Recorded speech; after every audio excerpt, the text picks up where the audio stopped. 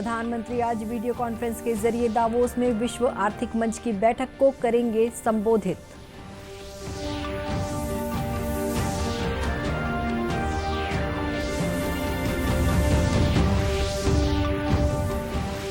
आज प्रदेश भर में मनाया जा रहा है दान का महापर्व छेरछेरा। राज्यपाल और मुख्यमंत्री ने दी शुभकामनाएं।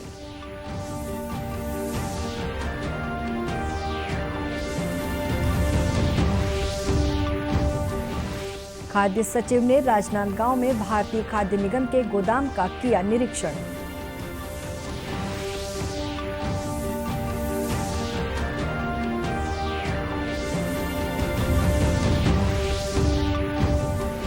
और देश के प्रसिद्ध कथक नर्तक पद्म विभूषण पंडित बिरजू महाराज का दिल का दौरा पड़ने से निधन।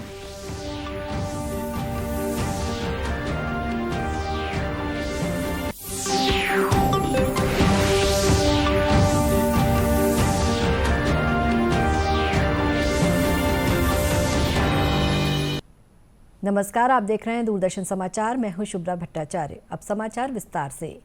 प्रधानमंत्री नरेंद्र मोदी आज वीडियो कॉन्फ्रेंस के जरिए दावोस में विश्व आर्थिक मंच की बैठक को संबोधित करेंगे। वे विश्व की स्थिति पर विशेष व्याख्यान देंगे। विश्व आर्थिक मंच WEF के ऑनलाइन आयोजित होने जा रहे 5 दिवसीय दावोस एजेंडा शिखर सम्मेलन के पहले ही दिन सोमवार को प्रधानमंत्री नरेंद्र मोदी और चीन के राष्ट्रपति शी जिनपिंग विश्व के हालात विषय पर विशेष संबोधन देंगे। दावोस एजेंडा शिखर सम्मेलन का आयोजन लगातार दूसरे साल डिजिटल तरीके से हो रहा है।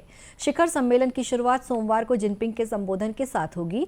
इसके बाद 2 वर्चुअल सत्र होंगे, जिनमें पहला कोविड-19 पर और दूसरा चौथी औद्योगिक क्रांति में प्रौद्योगिकी सहयोग पर होगा। जिनपिंग के बाद PM मोदी सम्मेलन को संबोधित करेंगे। उनके बाद संयुक्त राष्ट्र के महासचिव एंटोनियो गुतारेस सम्मेलन को संबोधित करेंगे। इजराइल के प्रधानमंत्री नफ्ताली बेनेट और जापान के प्रधानमंत्री किशिदा फूमियो का संबोधन मंगलवार को होगा।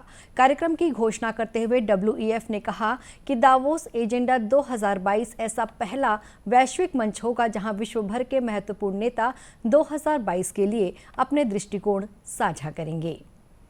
आज पौष पूर्णिमा है। इस दिन को छत्तीसगढ़ में दान के महापर्व छेरछेरा के रूप में मनाया जाता है। प्रदेश भर में बच्चे और अन्य आयु वर्ग के लोग नेक मांगने निकलते हैं। कोविड के कारण गांव में लगने वाले मेले को स्थगित कर दिया गया है। महासमुंद जिले में भी छेरछेरा का पर्व धूमधाम से मनाया जा रहा है। आज सुबह गाजे बाजे के साथ घर घर जाकर छेरछेरा मांगने की रस्म अदा की गई।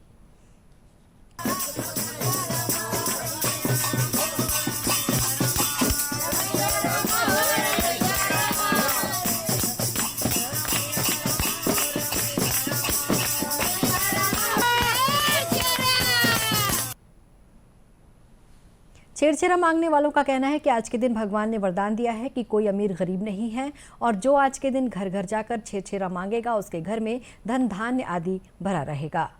राज्यपाल अनुसुईया उइके ने प्रदेशवासियों को छेरछेरा पर्व की हार्दिक बधाई और शुभकामनाएं दी हैं। राज्यपाल ने अपने संदेश में कहा है कि छत्तीसगढ़ की महान ग्राम्य और कृषि संस्कृति परंपरा को प्रदर्शित करता ये पर्व नई फसल के खलिहान से घर आ जाने के बाद का है। द्वार द्वार पर बच्चों द्वारा छेरछेरा, छेरी के छेरा, माई कोठी के धान हेर हेरा की गूंज सुनाई देती है। राज्यपाल ने कहा कि ये त्योहार प्रदेश की दानशीलता की परंपरा को भी जीवंत करता है। इस पावन दिवस पर मैं कामना करती हूं कि छत्तीसगढ़ प्रदेश धन धान्य से सदैव परिपूर्ण हो और यहां के नागरिक सदा खुशहाल रहें। मुख्यमंत्री भूपेश बघेल ने भी प्रदेशवासियों को लोक पर्व छेरछेरा की बधाई और शुभकामनाएं दी हैं। इस अवसर पर उन्होंने सबके सुख, समृद्धि और खुशहाली की कामना की है। श्री बघेल ने छेरछेरा पर्व की पूर्व संध्या पर जारी अपने शुभकामना संदेश में कहा है कि नई फसल के घर आने की खुशी में पौष मास की पूर्णिमा को छेरछेरा पुण्य त्योहार मनाया जाता है। इसी दिन मां शाकंभरी जयंती भी मनाई जाती है। पौराणिक मान्यता के अनुसार इस दिन भगवान शंकर ने माता अन्नपूर्णा से भिक्षा मांगी थी, इसलिए लोग धान के साथ साग भाजी फल का दान भी करते हैं। मुख्यमंत्री ने कहा कि महादान और फसल उत्सव के रूप में त्योहार मनाया जाने वाला छेरछेरा त्योहार हमारी सामाजिक समरसता, समृद्ध दानशीलता की गौरवशाली परंपरा का संवाहक है। देश में अब तक कोविड के नए वेरिएंट ओमिक्रॉन के कुल 8,209 मामले सामने आए हैं। वहीं स्वस्थ होने की दर 94.27% है। देश में अब तक 3,52,00,000 से अधिक कोविड संक्रमित मरीज ठीक हो चुके हैं। पिछले 24 घंटों में 2,58,000 से अधिक कोविड के नए मामले दर्ज किए गए। वर्तमान में 16,56,000 से अधिक सक्रिय मामले हैं। मंत्रालय ने कहा है कि अब तक 70,37,00,000 से अधिक कोविड नमूनों की जांच की जा चुकी है। स्वास्थ्य मंत्रालय ने कहा है कि राष्ट्रव्यापी टीकाकरण अभियान के तहत देश में अब तक 157,20,00,000 से अधिक कोविड रोधी टीके लगाए जा चुके हैं। मंत्रालय ने कहा है कि पिछले 24 घंटों में 39,46,000 से अधिक कोविड वैक्सीन लगाई गई और 1,51,000 से अधिक रोगी ठीक हुए हैं। वहीं छत्तीसगढ़ में 32,563 सैंपलों की जांच की गई, जिसमें से 3,963 में कोरोना संक्रमण की पुष्टि हुई। रायपुर में सबसे ज्यादा 1,215 संक्रमित मिले हैं। वहीं दुर्ग में 511 और कोरबा में 328 नए संक्रमितों की पहचान हुई है। वर्तमान में प्रदेश में 32,792 सक्रिय मामले हैं।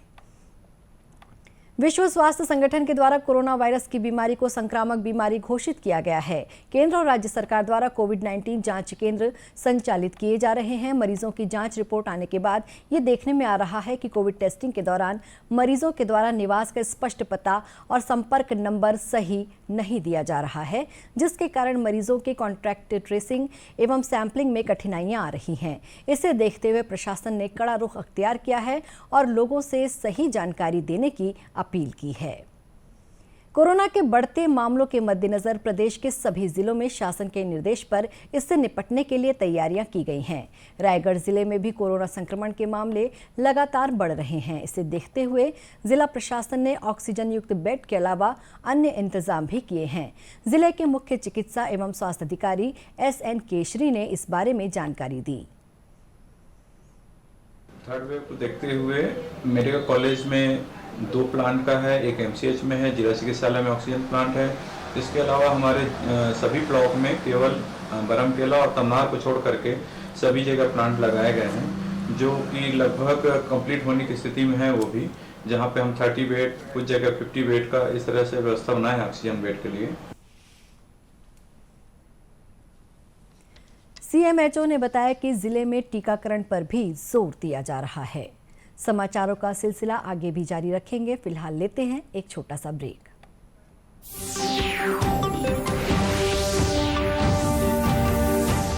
क्या बात है, बहुत ठीक लग रहा है।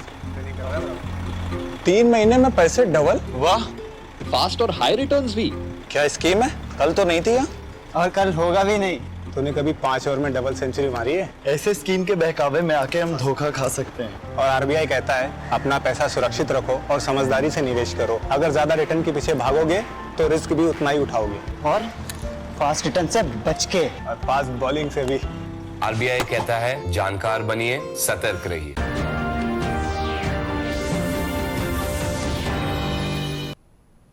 ब्रेक के बाद एक बार फिर आपका स्वागत है दूरदर्शन समाचार में। खाद्य नागरिक आपूर्ति और उपभोक्ता संरक्षण विभाग के सचिव टोपेश्वर वर्मा ने आज राजनांदगांव स्थित भारतीय खाद्य निगम के गोदाम का निरीक्षण किया। इस दौरान खाद्य नागरिक आपूर्ति और उपभोक्ता संरक्षण विभाग के संचालक अभिनव अग्रवाल, राजनांदगांव कलेक्टर तारण प्रकाश सिन्हा तथा भारतीय खाद्य निगम के महाप्रबंधक बकबाल बीर सिंह उपस्थित थे। निरीक्षण के दौरान टोपेश्वर वर्मा ने भारतीय खाद्य निगम के गोदाम में स्थान और स्टॉक के संबंध में जानकारी लेते हुए स्टॉक प्लान, जमा चावल की गुणवत्ता तथा रैक पॉइंट का निरीक्षण किया। सचिव श्री वर्मा ने जिले के राइस मिलरों से समर्थन मूल्य में उपार्जित धान का उठाव शीघ्रता से कराने और कस्टम मिलिंग कार्य में तेजी लाने के निर्देश दिए। उन्होंने भारतीय खाद्य निगम और नागरिक आपूर्ति निगम में शीघ्र चावल जमा करने को कहा।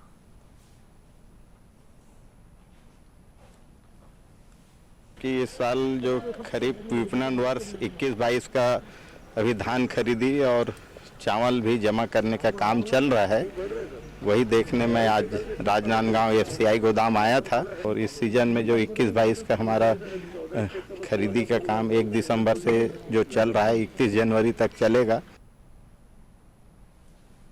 गौरतलब है कि राजनांदगांव जिले में 6,02,000 मीट्रिक टन से अधिक धान समर्थन मूल्य में खरीदा गया है।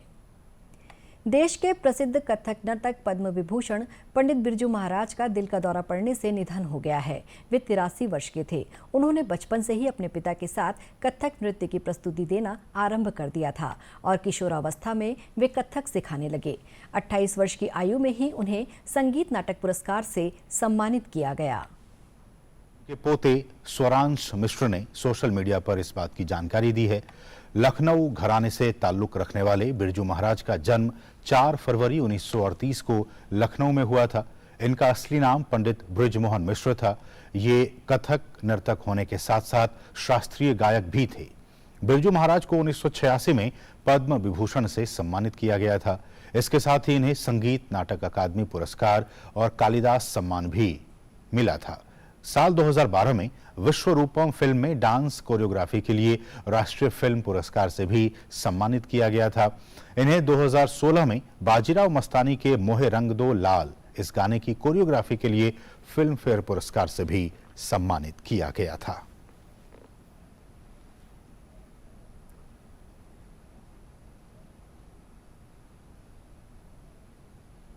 तो पंडित बिरजू महाराज अब हमारे बीच नहीं रहे।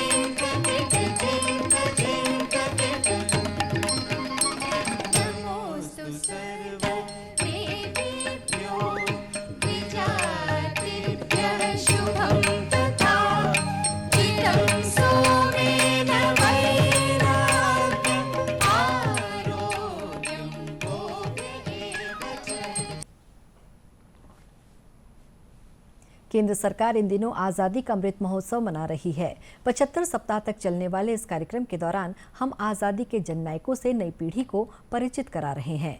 आज़ादी के सफर में आज हम बात करेंगे स्वतंत्रता संग्राम सेनानी ज्योति बसु के बारे में।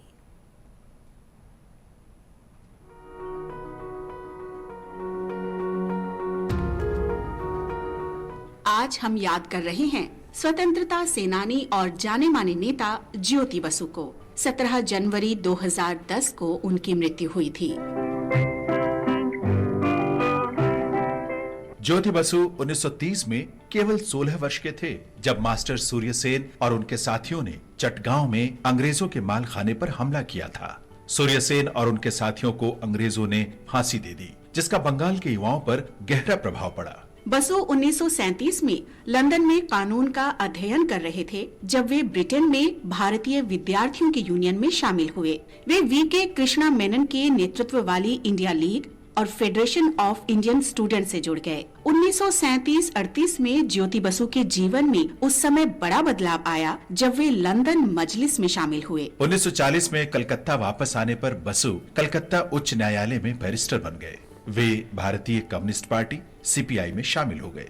शुरू में बसु स्वाधीनता आंदोलन के दौरान भूमिगत नेताओं को सुरक्षित ठिकाने उपलब्ध कराते थे। 1943 में बंगाल के अकाल के दौरान बसु राहत कार्य में जुट गए।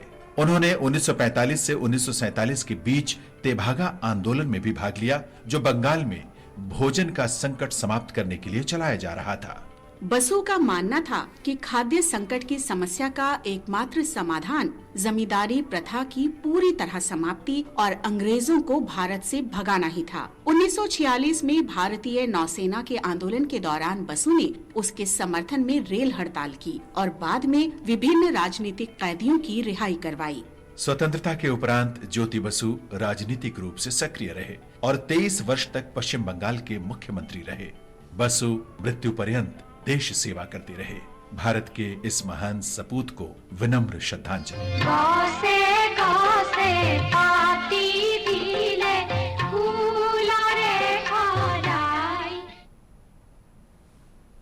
अंत में मुख्य समाचार एक बार फिर से। प्रधानमंत्री आज वीडियो कॉन्फ्रेंस के जरिए दावोस में विश्व आर्थिक मंच की बैठक को करेंगे संबोधित।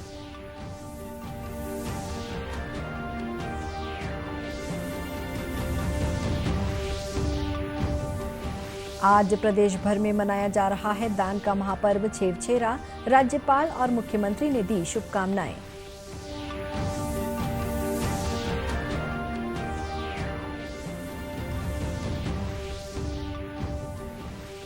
खाद्य सचिव ने राजनांदगांव में भारतीय खाद्य निगम के गोदाम का किया निरीक्षण।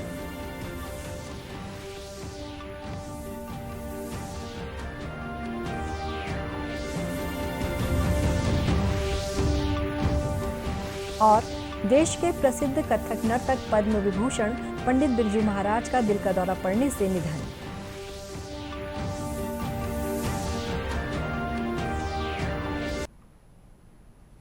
इसी के साथ ये समाचार बुलेटिन समाप्त हुआ। नमस्कार।